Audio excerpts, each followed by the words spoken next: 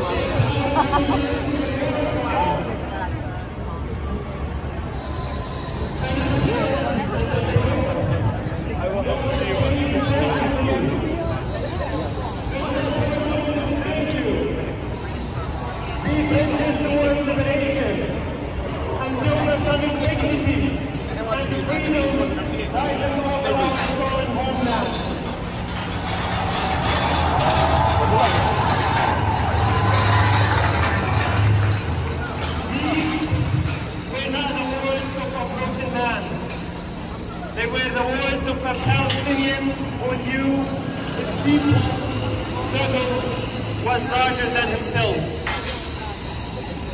Who knew his coming up was part of the fight for liberation, the Palestinian liberation. Just last week, a friend of mine was on the phone with his colleague trapped in Gaza. Both of them knew Anas personally. Both of them mourned Anas. Bombs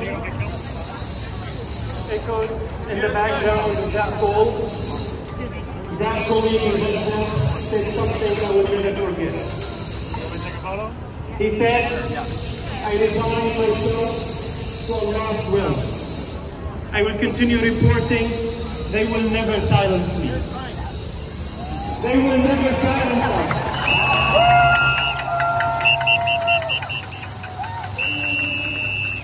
They will never succeed in silencing us. But Israel is dying systematically, deliberately, and they are doing it with American bombs, with American cover, with American tax money, with your money. They want us to think that our voices are useless.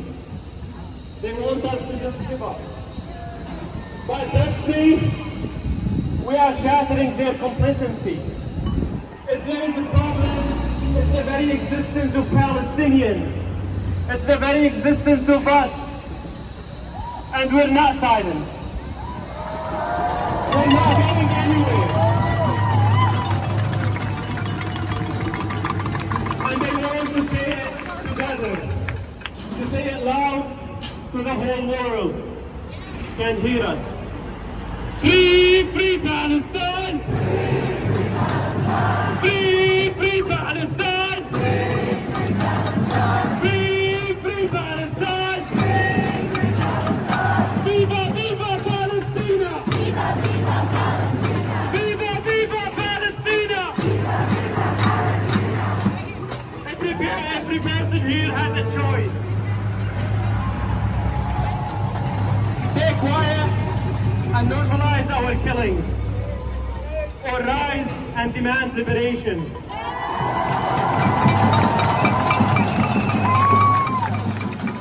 The son of dignity and freedom that Anas spoke of, it rises only if we refuse to let another Palestinian die in darkness while the world looks away.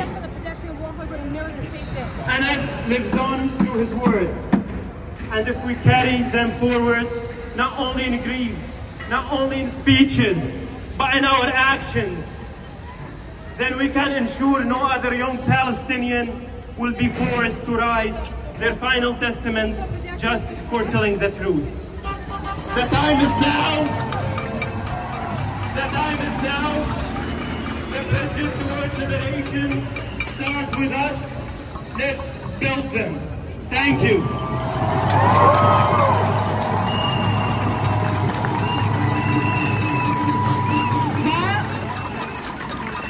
While the GHF, the Gaza Humanitarian Foundation, the sham of an aid plan, is used to martyr the people of Gaza,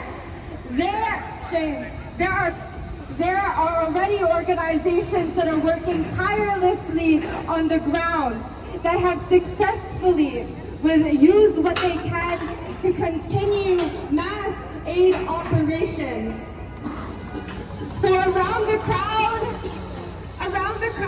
we have boxes, we have people going around with donation boxes, and I urge you to donate to Mecca, the Middle East Children's Alliance that has worked tirelessly, whose employees that live in Gaza have worked to strengthen the people's steadfastness on the ground.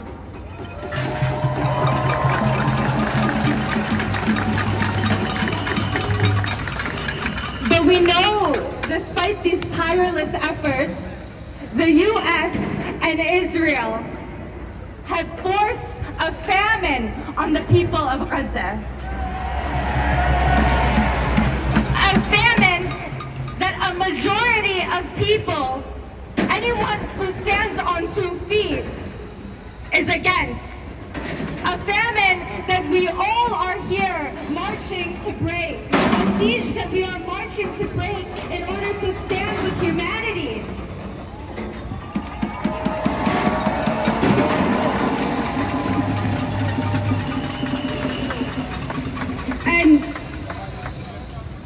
And people like the next speaker that I will introduce, someone who is a founder of the Amazon Labor Union here in the U.S.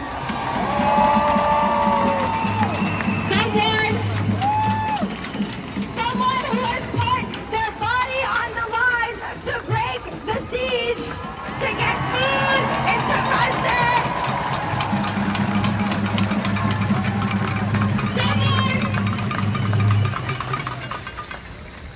Someone who was specifically targeted by the Zionist Israeli terrorist forces for attempting to break the siege, for attempting to uphold humanitarian law, for attempting to get food into Gaza. Someone who was on the Freedom Flotilla, who I'm honored to introduce, is Chris Walls.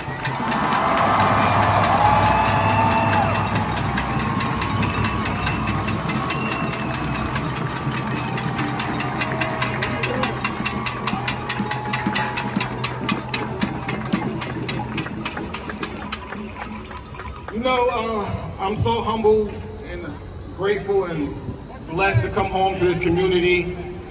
And I want to say thank you to each and every one of y'all who shared my story, who shared the story of the 21 volunteers on the Hundela who kept all eyes on us, who kept us safe from the Iowa and the authorities of Israel. Thank you.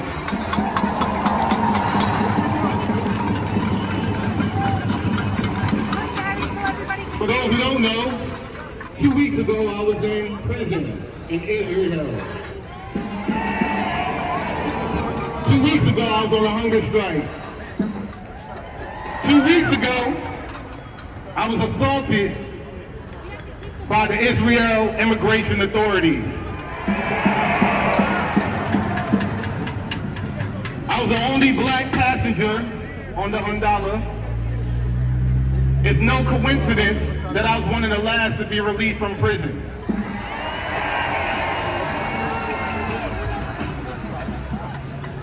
All my comrades who were locked up with me, it was 14 of us. 12 of them were taken directly to Tel Aviv and deported directly to their countries. when me and my Arab brother had some opportunities, we were the only two, once again, people of color, who were dropped off at the border of Jordan.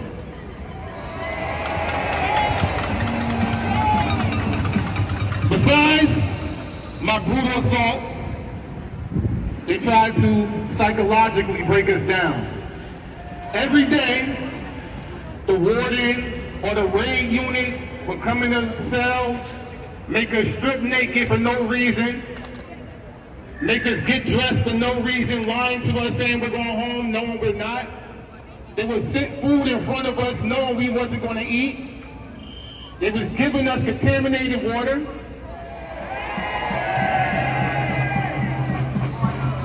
Most importantly, they were isolating us from what's really behind the curtains. That system, that prison system in Israel is full of Ethiopians. And they didn't want us to see that. Not only that, everything that I experienced as a black man is only a fraction of what Palestinians are going through every day. I repeat, everything from the 7 authorities throwing me to the ground, putting their knee in my back, putting both arms behind my back, lifting me up, pulling my hair and choking me with my chains, and throwing me to the floor multiple times, separating me from the crew, threw me up against the wall, and the only thing I could think in my head was, man, 1v1 me, bro. Because I'm telling you, the frustration and the anger that I had, I wanted to crash out, but I knew I could jeopardize my crew. But let me tell y'all what I did do, though. I faced the most deadliest, ruthless killing machine in the world face to face, the IOF. Oh, it gets better. I didn't go all the way out there to be silent. I'm from New York too, so I gave him a little piece of my mouth.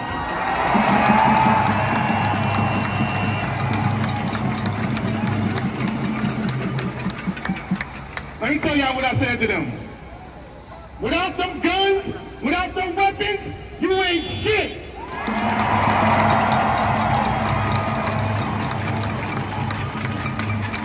And I pointed at one of them, and I said, especially you. Without them guns, without them weapons, y'all ain't shit. And